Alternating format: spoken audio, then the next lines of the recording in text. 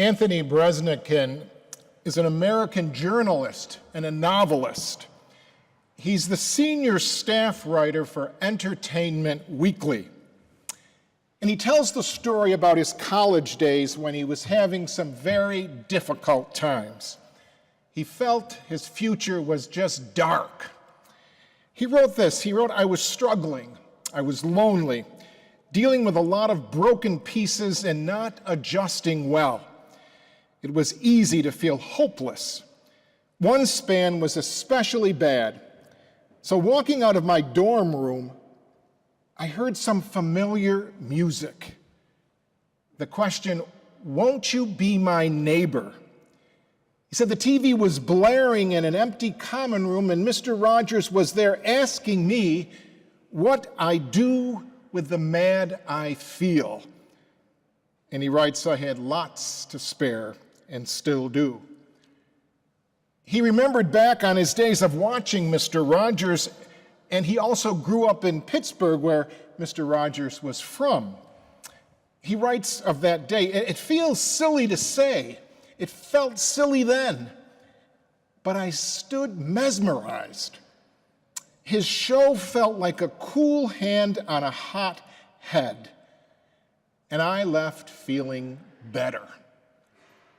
Days after that, something amazing happened to him. He went onto an elevator, and there was Mr. Rogers. So he couldn't miss the opportunity to say something, so he thanked him. And Mr. Rogers asked if he grew up as one of his neighbors. And he responded, yes. And then Mr. Rogers said, well, it's good to see you again, neighbor, and he hugged him.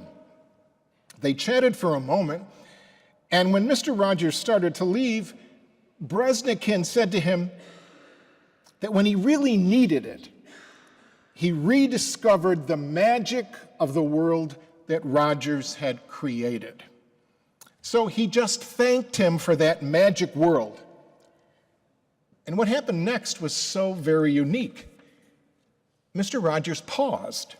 He undid his scarf, and he motioned for Breznican to come over and sit down. And he said to him, do you want to tell me what was upsetting you? So he sat down and he told him that his grandfather had just died, and he was one of the few good things he had in life. And so he felt adrift, and he was broken-hearted. And soon Mr. Rogers was telling him about his grandfather and a boat that his grandfather gave him when he was a child. Now, Breznican's grandfather died just a couple of months before, and Rogers' grandfather died years ago. But Rogers said to him, I wish he was still here, and I wish I had that boat. And then he said to Anthony, he said, you'll never stop missing the people that you love. And then Anthony apologized to Mr. Rogers for keeping him from an appointment, but Rogers then said this to him, he said, sometimes you're right where you need to be. I don't think many people would take that kind of time with a stranger that one met on an elevator. Well, as we gather for Eucharist, like the gospel we just heard of the prodigal son, sometimes you're right where you need to be. The father in our gospel story was right where he needed to be. And in this story, this parable that Jesus uses, he's telling us that that is where our God always is, right in the midst of our sadness, of our loss, of our sin, of our confusion, of our weakness, of our betrayals, loving us no matter what, searching us out, and never abandoning us. As we said at the beginning this afternoon, we had this amazing concert here from the Jesuits of Lemoyne with the celebration of the 50th anniversary of Mr. Rogers. Won't you be my neighbor? We're privileged to have them join with us tonight to celebrate Eucharist, and it's the celebration of Mr. Rogers' 50 years that fits in so well with the gospel of the prodigal son. as Jesus challenges you and me to never give up on one another and to treat all people with deep compassion and caring. That was the essence of Mr. Rogers, always asking his viewers, won't you be my neighbor? And I think we're all very much aware, too much aware, that we live in a world today that is filled with so much division, that cause such tension, such chaos, and such little ability for people to talk civilly with one another. The message of Jesus in the prodigal son is so needed today. And the magic world of Mr. Rogers is so needed today. Two of his songs will be highlighted in the liturgy tonight. It's You I Like, and Your Heart is Full of Love. He seemed to discover the essence of the gospel message when he sings to children, that he likes them the way they are right now. And the lyric is the way down deep inside you, not the things that hide you. And then he challenges those children. When your heart can sing another's gladness, then your heart is full of love. I think we desperately need that today. A few weeks ago, David Brooks in the New York Times wrote an article called A Nation of Weavers.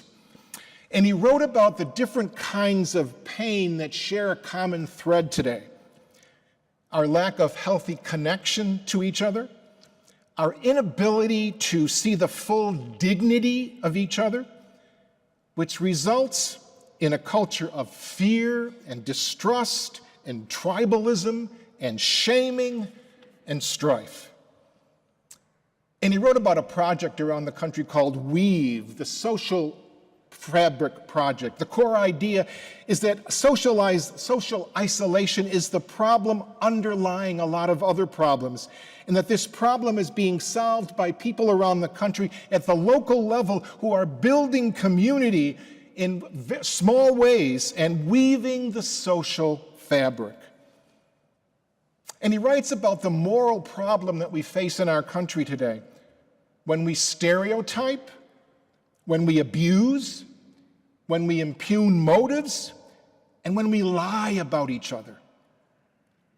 All of this rips the social fabric, he writes, and encourages so much ugliness in our culture today. But then he says, when we love across boundaries, when we listen patiently, when we see deeply, when we make someone feel known, then we've woven it. Then we reinforce generosity. In our world today, in our nation today, in our church today, more than ever, we need to, each one of us, hear the challenge that comes from that gospel, the gospel of the prodigal son.